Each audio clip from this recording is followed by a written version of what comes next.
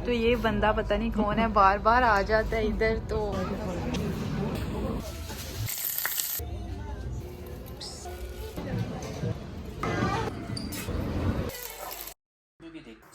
अस्सलाम वालेकुम। तो हम यहाँ पर वेट कर रहे हैं ट्रेन का। किस किस को ट्रेन का सफ़र करने का मज़ा आता है, किस किस को ट्रेन का सफ़र पसंद है। मुझे तो बहुत पसंद है और मैं बहुत देर बाद जा रही हूँ। म्यूनिख की तरफ जा रहे हैं और वहाँ पर सी उंडा की लगी है सेल। आज हम ट्रेन में म्यूनिख जा रहे हैं। म्यूनिख तो नज़र ही नहीं आ रहा अच्छे से और बहुत देर के बाद मैं जा रही हूँ। मुझे लगता है 3-3.5 माह के बाद आज मैं सफ़र करने लगी हूँ। वैसे ट्रेन का सफ़र हमें बहुत मज़े का लगता है, हमारा को भी बड़ा मज़ा आता है। एक तो ये बंदा पता नहीं कौन है, बार बार आ जाता है इधर। तो इसने हमें बहुत ज़्यादा ना अनकंफर्टेबल कर दिया है। वैसे ही बहुत देर के बाद मैं जा रही हूँ ट्रेन में। हम ना शौकिया सफ़र करते हैं कभी कभार ट्रेन का, क्योंकि ट्रेन का ना मज़ा भी आता है। दूसरा ये है कि यहाँ पर जब दिल चाहे आप वॉशरूम यूज़ कर सकते हो। मुझ बेचारी को इधर बिठा कर खुद ये देखो बाप बेटी किधर जैसे बैठ गए, खुद मजे से बैठ गए और मैं बेचारी इधर। आप बीच का ख्याल रखना है ना। हम पहुंच गए हैं और यहाँ पर जब भी आओ बड़ा ज़्यादा रश होता है। और मैं वैसे कभी कभार ये रश देखने आती हूँ, क्योंकि हमें गाँव में 2-4 बंदे मिलते हैं जब बाहर निकलते हैं। कभी कभी मुझे यहाँ का ना हजूम देखने का बहुत ज़्यादा मज़ा आता है, क्योंकि हम विलेज में रहते हैं तो वहाँ पर बहुत ही सुकून होता है। नॉर्मली वैसे तो ऐसी ही जगह पर रहें तो मज़ा आता है। अच्छा, यहाँ पर ना ये कोई नई शॉप ओपन हुई है, इससे पहले मैंने नहीं देखी थी। तो यहाँ से हलाल चीज़ें सारी की सारी मिल जाती हैं, बर्गर वगैरह, मतलब सारी की सारी नहीं, फास्ट फूड की ही थी। खैर आज तो हमने वहाँ से कुछ नहीं लिया, हम आगे थे। यहाँ ना पहले भी हमने 1-2 दफ़ा खाया डिनर, तो बहुत ही मज़ेदार होता है। इस दफ़ा हमने सोचा कि चलो राइस वगैरह भी लेते हैं, साथ कोई सालन। लेकिन राइस में इतना ज़्यादा सॉल्ट था, कसम से मैं बता ही नहीं सकती। मुझे नमक ज़्यादा हो ना तो वो ज़रा अच्छा नहीं लगता, मतलब वो मेरे समझ में नहीं आता, मेरी तबीयत ख़राब हो जाती है। अगर स्पाइसी है, मतलब मिर्ची ज़्यादा है, तो वो चल जाता है। अच्छा, ये ना कोहिनूर एक शॉप है जहाँ से सारी देसी ग्रोसरी मिलती है। नॉर्मली हम जिस शॉप से लेते हैं ना, उससे अगर मैं कंपेयर करूँ ना इसको, तो इतनी ज़्यादा इनकी हाई प्राइसेस थी। अगर कोई स्पाइसेस है, मतलब मसाला है, और मैंने गुलाब जामुन यहाँ पर देखे, बहुत सारी चीज़ें मैंने देखी जिनका मुझे एग्जैक्ट आइडिया था कि इनकी प्राइस वहाँ पर कितनी है, निम्को वगैरह की। तो बहुत ज़्यादा ही प्राइस थी। बहुत दूर नहीं है वो भी, मतलब इतने ज़्यादा दूर नहीं है ये दोनों एक दूसरे से, लेकिन इतना डिफरेंस प्राइस में मैं देखकर हैरान रह गई। हाँ, इन्होंने बनाई थोड़ी सी ऐसे थी, मतलब कोई डैशिंग वैशिंग VIP टाइप, लेकिन बहुत ज़्यादा हाई प्राइसेस थी उनसे। मतलब 1 से 1.5 यूरो हर चीज़ के पीछे मैंने देखा है कि इनका ना ज़्यादा था उनके मुताबिक। खैर ग्रोसरी तो हमने अभी लास्ट वीकेंड पर ही की थी, आपने देखा, मैंने आपके साथ भी शेयर करा था। तो वो तो मैंने सारी करा था है मेरे माइंड में, मतलब मेरी ज़ुबान पे करा था। कैसे आ गया, शायद अपनी वो कुछ मेरी फ्रेंड्स हैं ना, उनके व्लॉग्स देख देख के ना मेरे मुंह पर भी करा था आगे। तो मुझे ना वहाँ से सिर्फ धनिया लेना था और हरी मिर्च लेनी थी, वो मैं लेने गई। तो मैं तो देख कर ना चीज़ों की प्राइस हैरान रह गई। और उसके बाद हमारे सी हुंडई, यहाँ से हमने कुछ लेने थे। मतलब लेने क्या थे, मैंने करनी थी पैंट चेंज, जो कि मैं लास्ट टाइम लेकर गई। तो वो तब ना यहाँ बंद होने वाली थी, टाइम बिल्कुल कम था, तो ट्राई करने का टाइम नहीं था।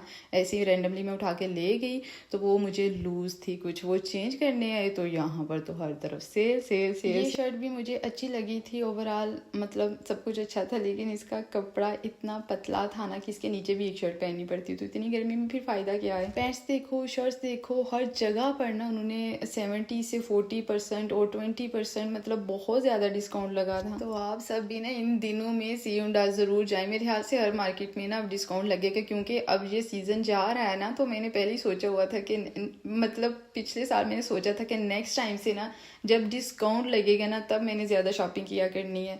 तो अब इन दिनों में फिर मैं कर रही हूँ, जहाँ जहाँ से जो जो समझ में आ रहा है ना, तो मैं सोचती हूँ कि चलो ले लूँ।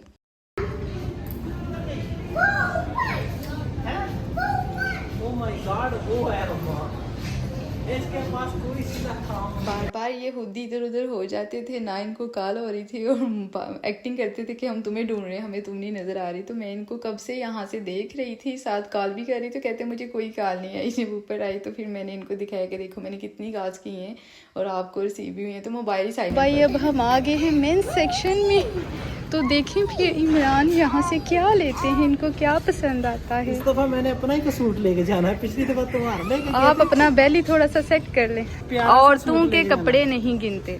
क्यों नहीं गिनते? लास्ट टाइम तुम ले औरतों के कपड़े नहीं गिनते। मैंने तो फिर से ले लिए। तुम तो हर दफा ले लेती हो, तुम्हें तो और कोई काम ही नहीं है। मैंने तो लेने ही लेने हैं ना। मैं एक दफ़ा लेता हूँ लेकिन 20 ले लेता हूँ और तुम एक एक करके लेती हो हर महीने। ये बात सच बस है। कर दी। मैं एक एक करके लेती हूँ ना, आप एक दफ़ा 20 ले लेते हो, बस बात खत्म। ये पहने और पहन के छुप जाएं, पैंट पहनने की ज़रूरत नहीं पड़ेगी। देखो मैं सिलेक्ट करके लेकर आई हूँ। अच्छा, यहाँ पर ना शर्ट्स हों, टी शर्ट्स हों, कुछ भी है ना, तो वो इतनी बड़ी बड़ी थी या तो ज़रूरत से ज़्यादा ही छोटी थी या बहुत बड़ी थी, फिट ही नहीं आ रही थी। 100 सालों के बाद ये बंदा ट्राई करके आ गया है। मुझे पता है 1000 दफ़ा इधर से उधर से लेफ़्ट से राइट से देख देख के। हाँ, अच्छा, हम जो एशियन है ना, हमारी हाइट होती है, मतलब हर किसी की तो नहीं, कोई माइंड ना कर जाए, हमारी तो ऐसे ही है, मतलब एवरेज है।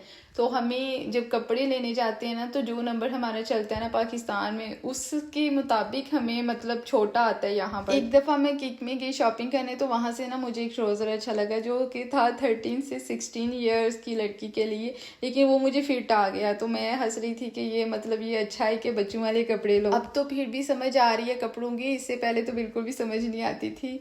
बिल्कुल वो बच्चों वाले ही देखने पड़ते हैं और वो ही फिट आते थे। मुझे ना बड़ों वाले कपड़े यहाँ पर बिल्कुल भी फिट नहीं आते थे। अब मैं थोड़ी सी हेल्दी हो गई हूँ, हेयर हाइट तो उतनी है लेकिन हेल्दी थोड़ी सी हो गई हूँ। अच्छा, मुझे ना एक सिस्टर की बात याद आ रही थी। एक दफ़ा ना एक सिस्टर ने कमेंट किया था कि यहाँ पर अब कपड़े कौन मंगवाता है पाकिस्तान से। जब पाकिस्तान से मैंने कपड़े मंगवाए थे कि यहाँ से भी मिल जाते हैं, हर तरह के मिल जाते हैं। जैसे कि यहाँ पर बहुत सारी शर्ट्स मैंने देखी थी जो कि मुझे ओवरऑल अच्छी लगी, लेकिन उनका कपड़ा बहुत ज़्यादा पतला है, उसके नीचे भी एक और शर्ट पहननी पड़ती है, नहीं तो मतलब आप कंफर्टेबल नहीं रहते।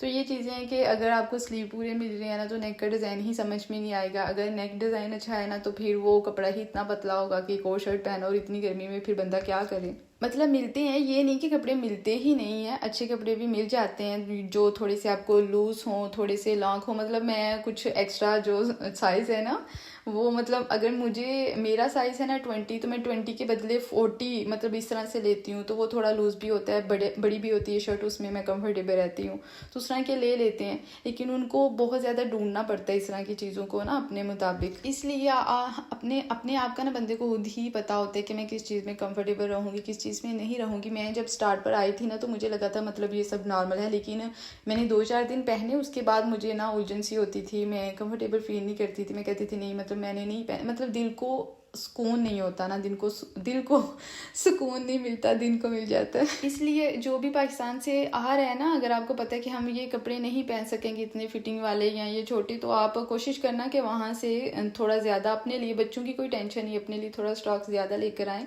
बाकी कभी कभार मतलब ढूंढने से ना मिल ही जाती हैं हमारी मतलब की चीज़ें यहाँ से, मतलब शर्ट्स वगैरह है। इस चीज़ के रिलेटेड मेरा कैसा एक्सपीरियंस रहा, मैं कौन सी चीज़ें लेकर आई, मुझे क्या लगता है कि कौन सी लेकर आनी चाहिए थी, उसके रिलेटेड तो ऑलरेडी मैंने एक व्लॉग लगाया हुआ है, तो आप उसको विजिट कर लेना अगर आपको ज़रूरत महसूस हुई तो।